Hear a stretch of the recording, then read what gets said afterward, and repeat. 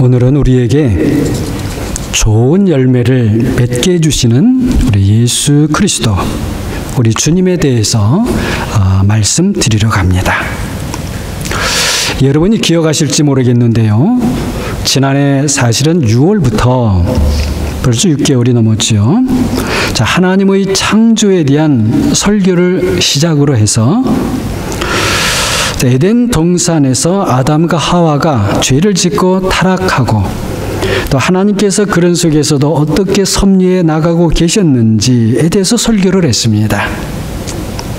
자, 그 연장선에서 다음 주일부터는 하나님께서 우리 사람의 타락에도 불구하고 하나님의 그 처음 창조를 어떻게 완성해 가시는지, 그리고 그 완성의 과정에서 우리 사람이 타락한, 그래서 죄의 문제, 사망의 문제, 죽음의 문제를 어떻게 해결하시는지에 대한 설교를 이어가려고 합니다.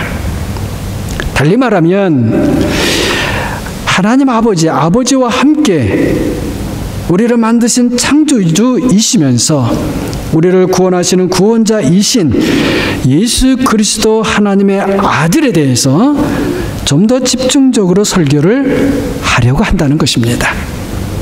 자, 그런 뜻에서 우리 주님께 앞으로 좀 더 초점을 맞추기 위해서 오늘은 말하자면 그 좀 서론적인 그런 의미로 우리 주님과 우리가 어떤 관계에 있어야 하는지에 대해서 먼저 살펴보면서 우리가 앞으로 주님을 더 깊이 알아가는 시간에 대해서 이번 한 주간은 준비하는 마음을 가져보려고 합니다.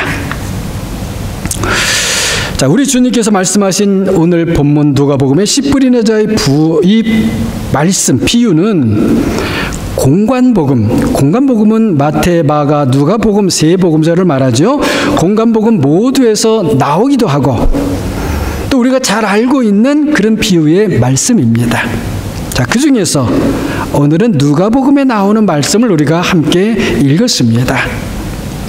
자, 요한복음에는 이 씨 뿌리는 자에 대한 비유의 말씀이 나오지 않죠. 대신에 요한복음 15장을 보게 되면 아버지는 농부고 나는 포도나무고 너희는 가지다. 나는 포도나무다. 너희는 가지다. 자, 이 포도나무와 가지에 대한 비유의 말씀을 통해서 같은 의미의 말씀을 하고 계십니다. 자, 이 공관복음에 나오는 씨 뿌리는 자의 비유이든지 요한복음에서 포도나무와 가지의 예를 들어서 비유하시는 말씀이든지 그 말씀하시고자 하시는 중요한 요점은 무엇인가? 믿는 우리가 열매를 맺어야 한다는 것입니다.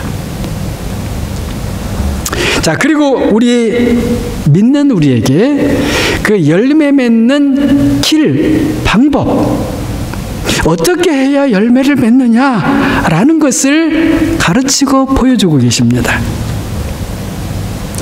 사실은 이것은 쉬우면서도 어려운 일입니다.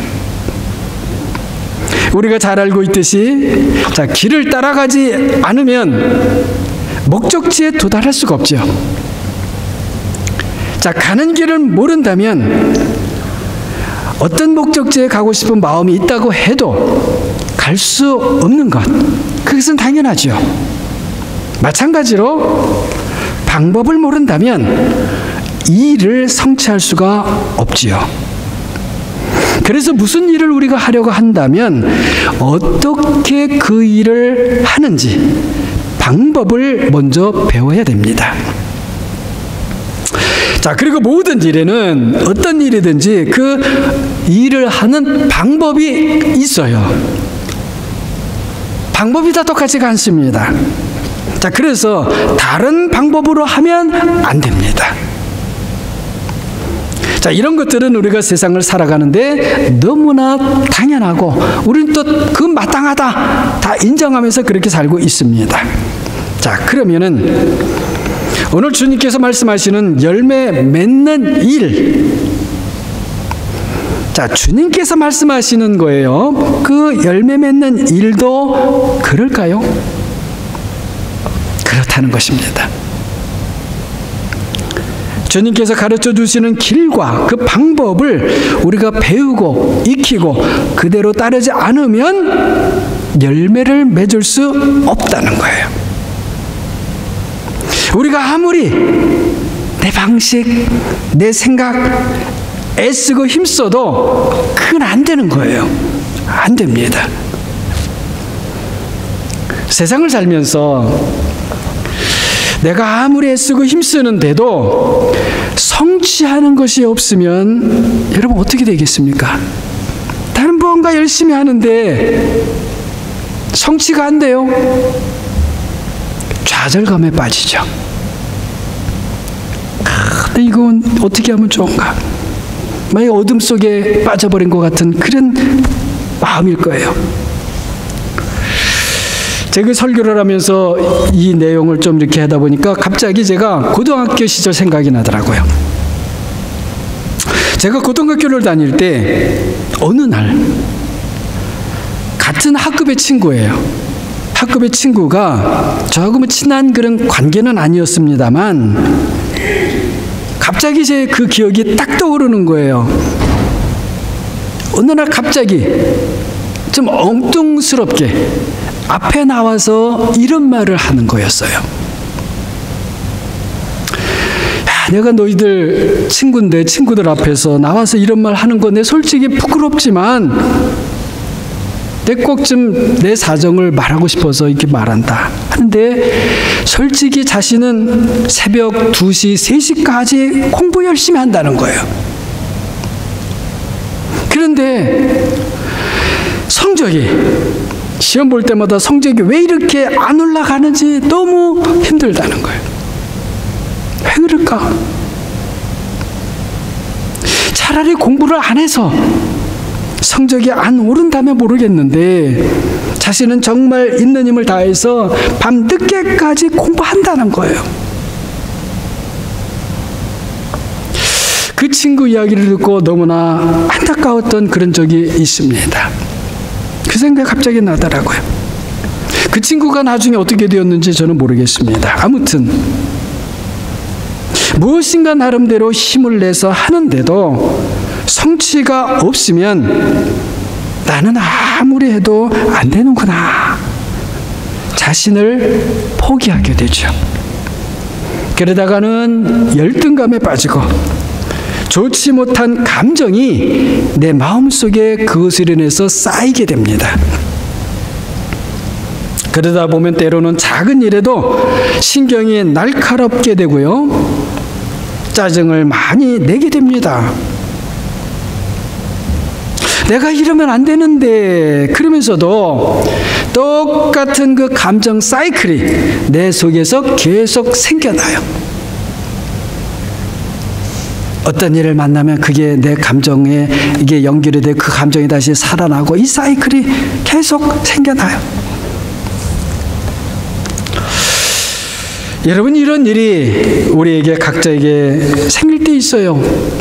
생길 때에 우리가 조심해야 될 것, 자신을 정죄하면서 그러면서 자신의 그 감정과 싸우려고 하거나 반대로 아무 일도 없었다는 듯이 무시하고 넘어가고 그렇게 하면 안 되는 것이죠. 자신의 마음속에 있는 그런 나쁜 감정의 사이클이 있다는 것을 알면서도 할 수 없지 방치에 둔 채 그렇게 살아가는 것, 그는 옳지 않습니다. 바람직하지 않아요. 자신에게 유익이 안 됩니다. 주위 있는 사람에게도 마찬가지예요. 물론 요즘은 참 좋은 심리 상담 뭐 그런 것도 있고 또는 뭐 정신치료랄지 무슨 이런 치료 저런 치료 유익한 것들이 많이 있습니다. 교회에서도 치유사역이라고 하죠. 힐링 미니스트리, 치유사역이라고 해서 우리 그리스도인들조차도 나쁜 감정에 때마다 지배되는 그 원인이 무엇일까를 찾고 성경 말씀으로 치료를 그렇게 도모하기도 합니다. 그걸 힐링 미니스트리, 치유사역이라고 그래요. 자, 이런 일 다 좋은 일이고 우리에게 분명히 유익이 있습니다. 자, 그런데 우리 믿는 사람에게 자, 이 열매 맺는 성취가 되는 제일 좋은 길, 방법이 무엇인가 하는 거예요. 자, 시편 1편은요, 이것을 이렇게 말씀합니다. 2절입니다. 오직 여호와의 율법을 즐거워하여 그 율법을 주야로 묵상하는 것이다. 이렇게 말씀해요. 이어지는 3절을 보게 되면, 자, 그렇게 하면 그런 사람은 시냇가에 심은 나무가 계절을 따라 열매를 맺는 것처럼 성취가 있다는 것이죠. 그리고 그 잎사귀조차도 마르지 않는 것처럼 그가 하는 모든 일이 형통할 것이다. 이렇게 말씀합니다. 그런 사람이 복된 사람이겠죠. 그래서 복 있는 사람은 이런 사람이다, 이렇게 시편 1편이 하지 않습니까? 자, 그래서 저도 오늘 이 시편의 말씀을 생각해서 설교 제목도 시냇가에 심은 나무, 한번 이렇게 정해 보았는데요. 자, 여러분, 이 나무가 어디에 심겨지면 열매를 맺는다고 합니까? 어디에 심겨지면요? 물이 흐르는 시내 옆에 심겨지면 그렇다는 것입니다. 우리가 너무나 잘 알죠. 자, 왜 그렇죠? 바로 그 나무에게 필요한 물이 늘 옆에서 공급되기 때문이죠. 자, 반대로 물이 없는 곳에 나무가 심겨지면, 심겨질 때는 나무 싱싱하고 좋고 참 소망이 있고 다 하겠지요. 그러나 어떻게 되겠어요? 얼마 못 가서 그 나무는 마르게 되고 그리고 죽게 되겠죠. 열매를 맺는다는 것조차는 생각할 수조차가 없는 것이죠. 자, 그렇다면 여기서 나무는 우리죠. 그렇다면 시냇가의 물은 누구일까요? 자, 성령이라고도 할 수 있지만 시편에서는 하나님의 율법, 하나님의 말씀이 되겠고요. 그렇다면 그 시내 자체는 하나님의 아들 예수 그리스도가 될 것이에요. 그것을 이렇게 볼 수도 있습니다. 시내 자체는 하나님 아버지다. 거기서부터 나무에게 공급되는 물은 하나님의 말씀이다. 그것을 공급되게 실제로 흘러 들어가게 하시는 그분은 성령이시다. 이렇게 표현할 수도 있을 것입니다. 자, 아무튼 그리하다면, 자, 이 나무가 시냇물을 섭취한다고 하는 것은 이런 무엇을 말하고 있는 것입니까? 오늘 말씀, 시편의 말씀처럼 우리가 하나님의 말씀을 낮과 밤으로 묵상하는 것이요. 자, 이렇게 하면 우리가 생활 속에서 좋은 열매를 맺습니다. 반대로 우리가 하나님의 말씀을 가까이 하지 않으면 우리가 아무리 다른 것으로 힘쓰고 애쓴다고 해도 결국은 열매는 맺히지 않겠죠. 맺혀질 수가 없겠죠. 자, 여기서 주야로 이렇게 했는데요. 말하자면 낮과 밤으로 하나님의 말씀을 묵상한다. 낮과 밤으로 계속. 너무 여러분 부담스럽게 생각하지 마시기 바랍니다. 여러분, 이 말씀이 뭐 밥도 먹지 말고 잠도 자지 말고 일도 하지 말고 그냥 하나님의 말씀 묵상만 하라, 그런 뜻이 아니에요. 저는 이 말씀이 이렇게 들리더라고요. 낮에 못하면 밤에 하고, 밤에 못하겠으면 낮에 하면 된다는 그런 말씀처럼 들려요. 여러분 어떠세요? 할 수 있다면 낮에도 시간이 나는 대로, 밤에도 그리고 시간이 나는 대로 하면 좋다는 것이에요. 하나님께서는 우리를 만드신 분이십니다. 우리의 체질을 너무나 잘 아시는 분이세요. 우리가 우리의 체질에 따라 살아야 우리가 행복하다는 걸 아시는 분이에요. 그래서 우리가 먹어야 하는 것도 잘 아시고요. 밤에는 잠을 자야 하는 것도 잘 아십니다. 우리가 일하면서 살아야 하는 것도 잘 아셔요. 우리가 할 수 있는 만큼 하면 되는 것입니다. 30분을 하느냐, 1시간을 하느냐, 뭐 5시간을 하느냐, 그건 그 사람의 형편과 믿음을 따라서 하면 되는 것이에요. 아마도 나는 낮에도 밤에도 하나님의 말씀을 묵상할 시간이 조금도 없습니다 라고 믿는 사람들 가운데서 이렇게 말하는 사람은 아마 없을 것입니다. 정말 제가 이런 생각해 봤는데요. 시간이 없다면 여러분 밥 먹을 때 하세요. 밥 먹을 때. 밥 먹으면서.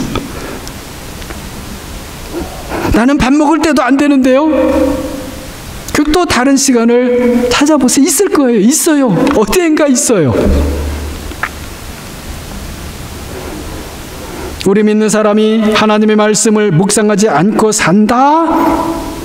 그것은 그 믿음이, 그 사람의 믿음이 말라서 죽는 믿음이 되는 거예요.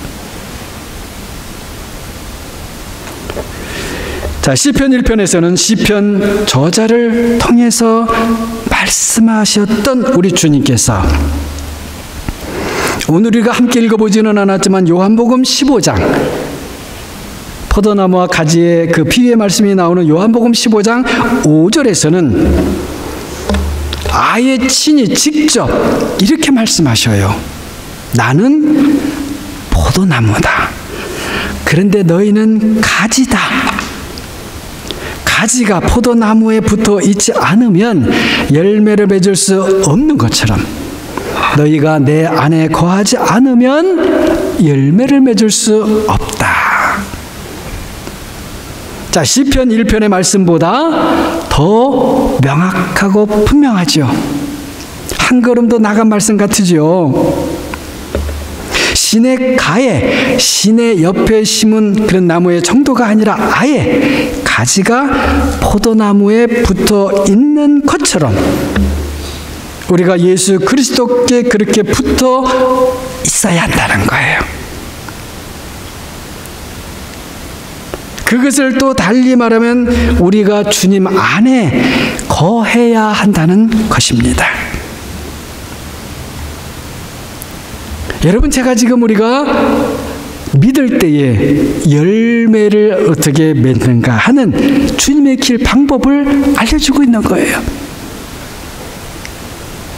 자, 주님 안에 거해야 한다라고 하는 것은 그냥 주님 안에 거하여 있다는 것만이 아니에요. 주님 안에 거한다고 하는 것은 그 주님과 나와 밀접한 관계 속에 있어야 된다라는 것을 말씀하고 계시는 것입니다. 어떻게 보면 시편 1편에서 하나님의 말씀을 주야로 묵상하는, 그리고 묵상해야 하는 이유가 도대체 무엇인가? 그것은 바로 주님과의 밀접한 관계를 만들어 가기 위해서라는 것을 보여주고 계시는 것입니다. 자, 이 점에서 우리가 두 가지의 문제, 좀 해결이 되어야 될 그런 문제가 있다, 이렇게 말할 수 있는데요. 하나는, 자, 우리가 하나님의 말씀을 묵상하는데 생각보다 많이 게으르다는 거예요. 필요한 시간 내가 좀 찾지 않고요, 그냥 술술술 시간이 하루가 슉슉 지나간다는 거예요. 물론 요즘에는 게으름에 대한 제일 좋은 핑계가 바쁘다, 나는 바빠요, 바쁘다는 것이죠. 자, 이것이 사실은 우리가 해결해야 할 문제 중에 하나. 자, 다른 하나는 하나님의 말씀을 묵상하기를 하는데요, 주님과의 친밀한 관계가 만들어지지 못하는 거예요. 말씀은 많이 알아요. 많이 읽어요. 그런데 정작 주님과 친밀한 관계, 정서적인 관계, 감정적인 관계, 이성적인 관계, 여러 가지 종합적인 측면에서의 그런 친밀한 관계.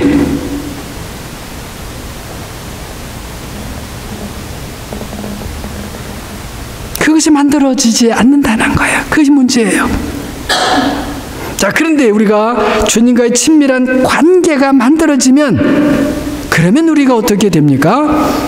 은혜 가운데 자연스럽게 주님을 닮아가기 시작합니다. 우리가 점점 부족하지만 주님처럼 되어가는 거예요. 그렇기 때문에 우리가 첫 번째 넘어야 할 고비는 요 게으름입니다. 게으름.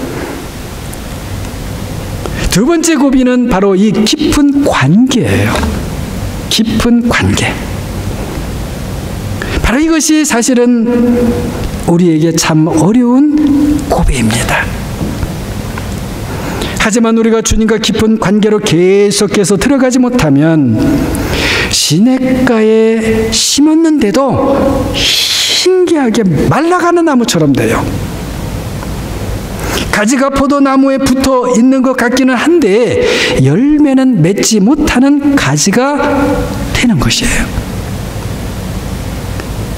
그리고 서로 열매를 맺는다 해도 늘 덜 익은 열매, 그래서 못 먹을 열매가 생겨나는 거예요.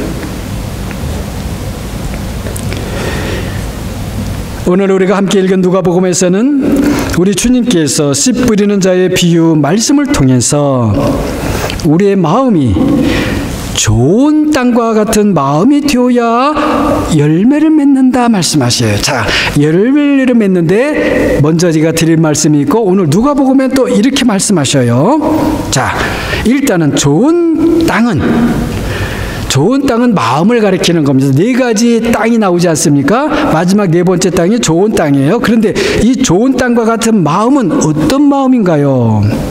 자, 누가복음 8장 15절을 보게 되면 착하고 좋은 마음으로 말씀을 듣고 지키면서 인내하는 마음이다. 이렇게 말씀해요. 자, 여기서 세 가지를 말씀하십니다. 먼저는 착하고 좋은 마음으로 말씀을 받는 것이고, 그게 첫 번째예요. 자, 두 번째는 그 다음은 그 받은 말씀을 마음에 잘 키핑, 간직하는 것이고, 그리고 그 다음은 그 말씀과 함께 내가 닥치는 모든 상황을 인내하고 견뎌내는 것입니다. 이것이 사실은 시편 1편에 나오는 하나님의 말씀을 낮과 밤으로 주야로 묵상하는 것과 같은 것이에요. 우리는 바쁘다는 핑계가 마음에 찾아오게 되면 하나님의 말씀 묵상하기를 중단하죠. 그리고 생활이 나를 힘들게 하면 마찬가지로 하나님의 말씀 묵상할 힘을 잃고 주저앉고 말죠. 그렇게 되는 것이 모두 받은 말씀을 마음에 잘 간직하지 못하는 것이에요. 그리고 그 말씀과 함께 나에게 닥쳐오는 그 생활의 고비들을 견뎌내지 못하는 것이에요. 사랑하는 여러분, 내 생활에 어려움이 찾아왔을 때 나를 도와줄 사람이 어디 있는가 사람을 먼저 찾아다니지 마시고 내가 붙잡아야 할 하나님의 말씀이 어디 있는지를 먼저 찾으시기를 바랍니다. 그리고 그 하나님의 말씀을 붙잡고 죽든지 살든지 내가 이 말씀과 함께 가겠다, 이런 마음을 가져보시기 바랍니다. 그리하면 하나님의 놀라운 은혜를 체험하게 될 것입니다. 자, 그러나 그런 상태에서 거기에서 그치면 안 되는 거예요. 말씀을 붙잡되 어떤 상황에서도 말씀을 놓지 않고 끝까지 함께 말씀과 함께 견뎌내되 그 다음 단계는 우리 주님과 말씀의 주인이신 그 우리 주님과 더 깊은 관계로 나아가야 됩니다. 주님과 깊은 관계로 나아가지 않으면 우리는 주님을 닮아갈 수가 없어요. 주님처럼 될 수 없습니다. 세상 우리 주변에는 주님을 닮아가지 않으면서도 하나님의 은혜를 체험했다고 하는 사람들이 생각보다 많습니다. 주님을 닮아가는 것과는 점차 멀어져 가면서도 하나님의 은사를 받았다고 하면서 그 은사를 행사하는 사람들도 적지 않이 많이 있습니다. 그렇다고 해서 제가 그런 사람들이 체험한 하나님의 은혜나 그 행사하는 은사가 가짜다, 그렇게 말하는 게 아니에요. 가짜가 아니에요. 참이에요. 하나님의 참 은혜이고 참 은사입니다. 하지만 우리는 거기서 그치면 안 된다는 것이에요. 그리스도를 닮아가야 한다는 것이에요. 더 나아가서 우리가 아예 그리스도처럼 되어야 한다는 것이에요. 바로 이것이 열매를 맺는다, 너희가 열매를 맺어야 한다고 말씀하는 그것입니다. 제가 오늘 여러분에게 설교하고 싶은 것이 바로 이 부분입니다. 무엇보다도 우리에게 사실은 가장 필요한 것은 우리 주님과의 깊은 관계라는 거예요. 이 깊은 관계에는 여러분, 이제 나는 뭐 이 정도 주님 알면 되었지, 그런 것 없습니다. 어떤 누구도 그 깊은 관계의 끝을 본 사람도 없고 그 끝에 도달한 사람도 더더군다나 없습니다. 아브라함도 모세도 다윗도 마찬가지예요. 이분들이 모두 주님과의 깊은 관계에 들어갔으나 그 끝을 아는 사람들은 아니었습니다. 그래서 믿는 사람은 누구든지 우리 주님을 향하여서 영원히 갈망하게 되는 거예요.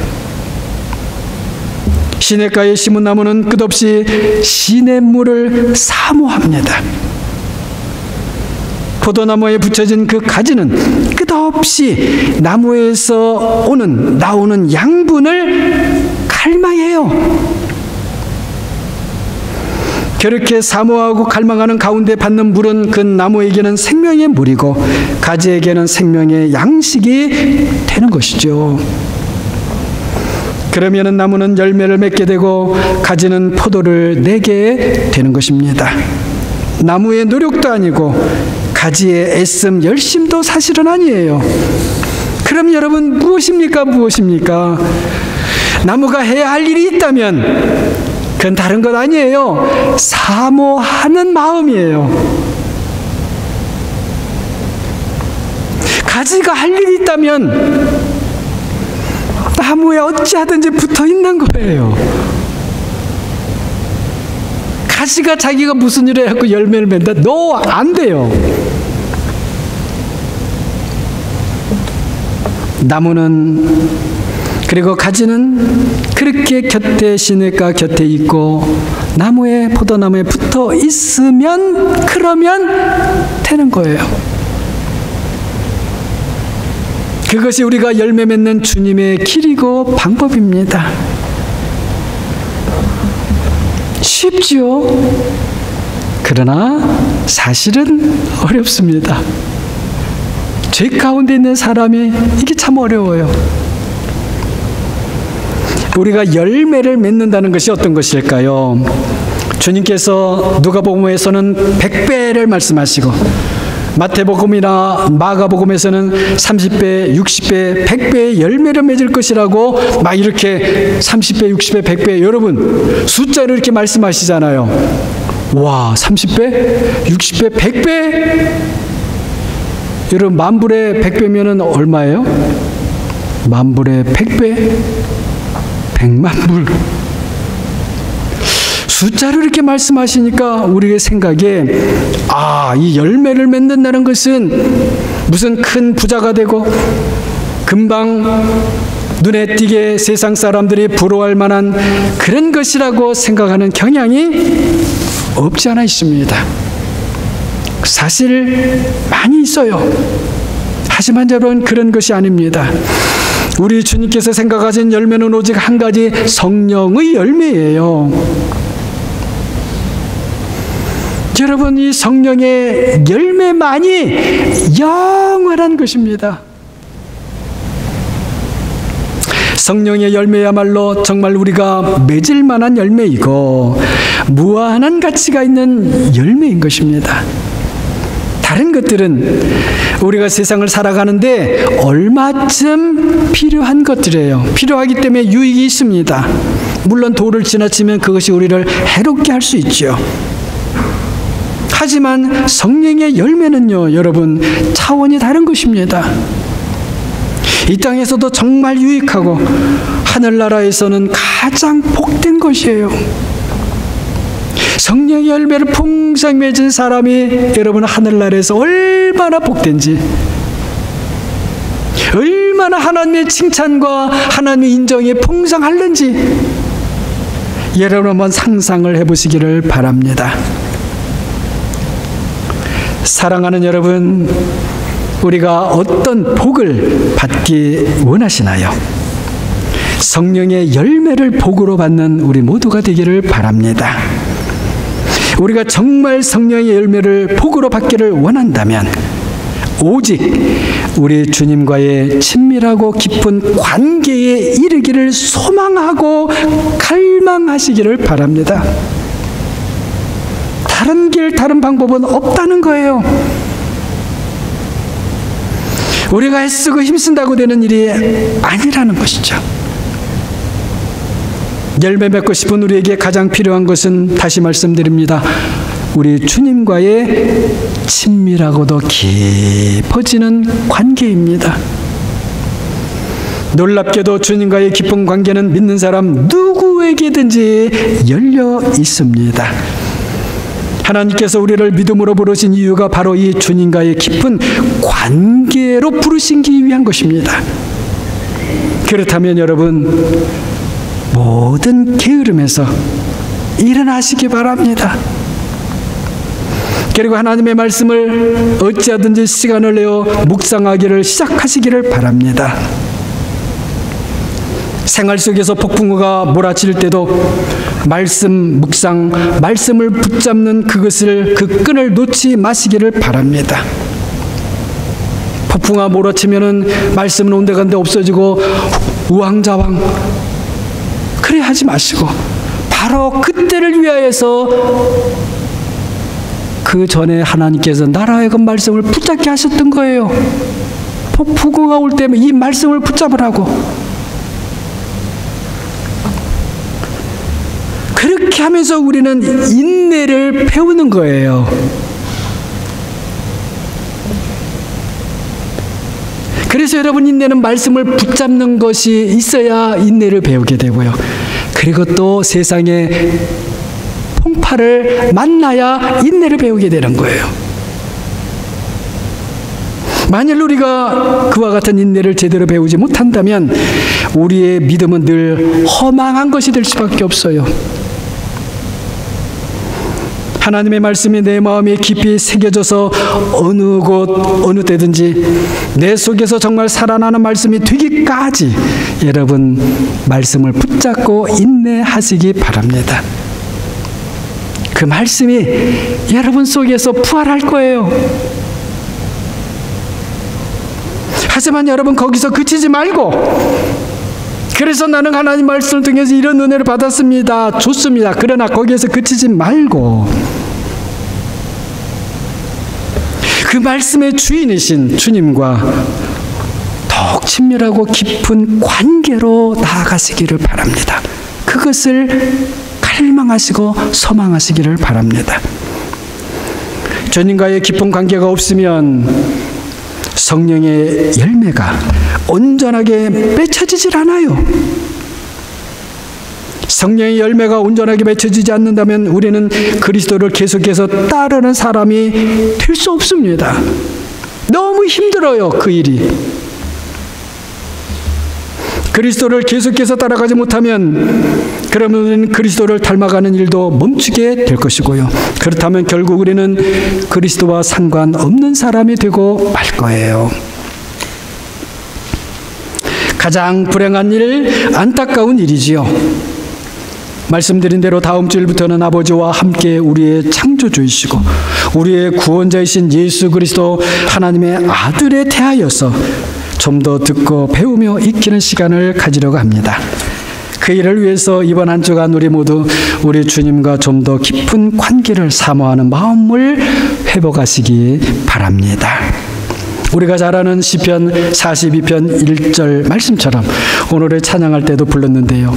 목마른 사슴이 시냇물을 찾기에 갈급한 것처럼 우리의 영혼이 주님을 찾기에 갈급하게 되기를 바랍니다. 주님을 사모하는 마음보다 더 귀한 것은 없지요. 왜요? 주님보다 더 귀한 분이 없기 때문입니다. 우리 주 예수 그리스도를 영원토록 사모하고 갈망하는 우리 모두가 되기를 주님의 이름으로 축원합니다. 기도합니다.